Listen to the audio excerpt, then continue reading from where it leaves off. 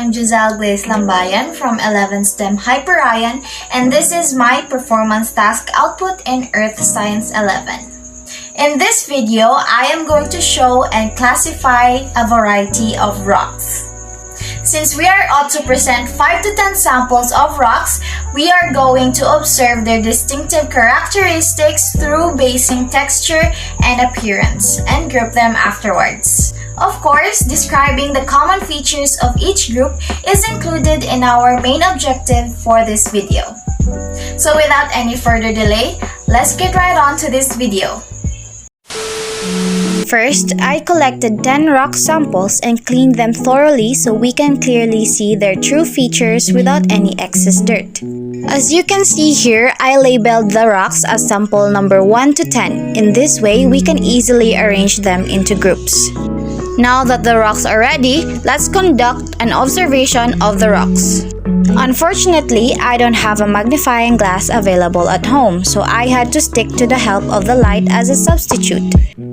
To successfully examine or observe the rocks, I used my sense of touch and sight to classify them basing on their texture, form, color, weight, and appearance. After observing, I found out that most of my rocks belong to sedimentary and metamorphic rocks rather than igneous rocks. I researched about it and my rocks appear to look like sedimentary or metamorphic rocks more than igneous. Also, these rocks were found at the beach, therefore are sedimentary. Now that we're done with the observation process, the next thing to do is to group the rocks and describe their distinctive characteristics. As you can see here, I have made a total of 4 groups from the 10 rocks. The rocks are grouped according to their texture and appearance.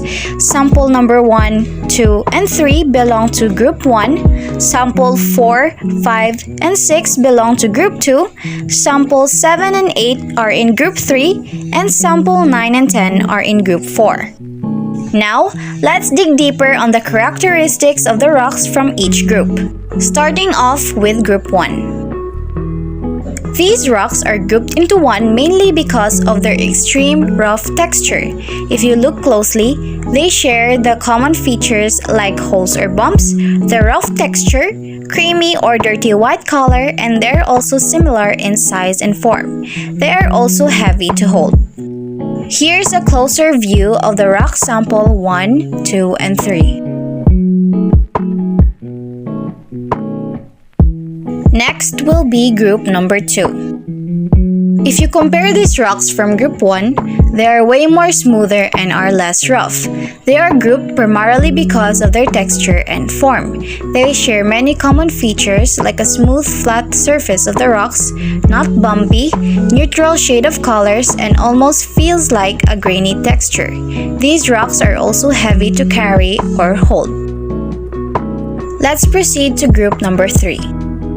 As for group 3, these 2 rocks were mostly grouped because of their appearance.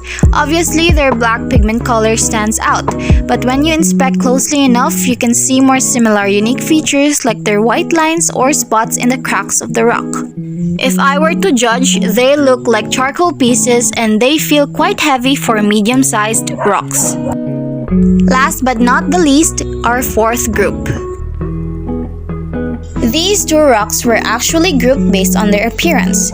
They have the same chocolate brown color, in which I find unique since I mostly see gray or white rocks. Moreover, they're also similar because of their smooth texture, clean edges, are lightweight, and they have white spots on their surface.